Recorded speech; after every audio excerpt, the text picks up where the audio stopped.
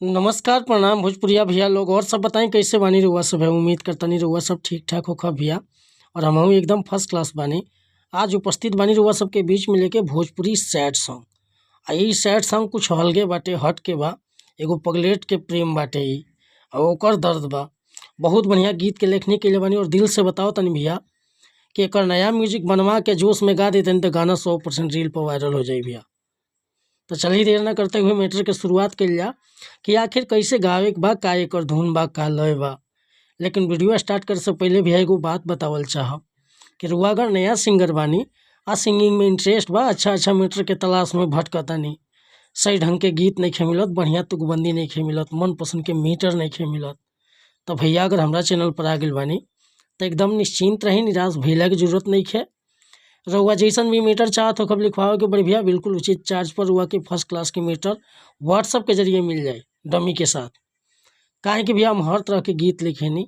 और वह सब देखते हो कब चैनल पर कि हमारे मीटर कैसन कैसन जला रुआ सबके बीच में। आज के मीटर वाकई दमदार बा। रुआ कोनो भी प्रकार के मीटर लिखवाओ के चाहत नहीं भैया, हिंदी में, भोजपुरी में, ट्रैक पर, नया सॉन्ग बिल्कुल उचित चार्ज पर मिल जाए और गाना में कोनो शिकायत ना मिली भैया। तो एक खतरा कहल चाहब कि चैनल पर पहली बार आइल बन तो चैनल के सब्सक्राइब कर ली, बेल आइकन प्रेस कर ली, ताकि हर रोज़ हमारा वीडियो का अपडेट सबसे पहले आपके मिले।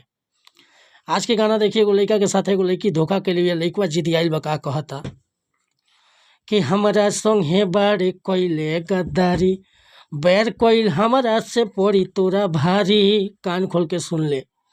हमारा संग है बारे कोइले गद्दारी, बैर कोइल हमारा से पड़ी तोरा भारी। काटी देव गरदन तलवारे से रे। सुन, धोखा कोइले बारे यारे से रे, ठोक दे हम तुहरा भतारे के रे। धोखा कोइले बारे यारे से रे, ठोक दे हम तोरा भतारे के रे।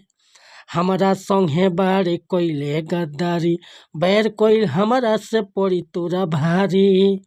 काटी देबो गरदन तलवारे से रे। सुन, हमार ना तो केहू के ना, धोखा कोइले बारे यारे से रे, ठोक दे हम तोरा भतारे के रे। धोखा कोइले बारे यारे से रे, ठोक दे हम तोरा भतारे के रे। तो उम्मीद करता नहीं मुखड़ा रुआ सबन के पसंद आइल होई। अगर मुखड़ा पसंद बा, फुल गीत लिखवावे के चाहता नहीं तो बेहिचक हमरा व्हाट्सअप नंबर पर संपर्क कर सकीले। व्हाट्सअप के नंबर बा 8874473128। कोनो प्रकार के मीटर लिखवावे खतरा चाहे नया म्यूजिक बनवावे खतरा कॉल या व्हाट्सअप कर सकता नहीं भैया। और वीडियो पसंद आइल तो एगो लाइक करब, कमेंट करब। आ चैनल पर पहली बार हो तो चैनल के सब्सक्राइब कर ले।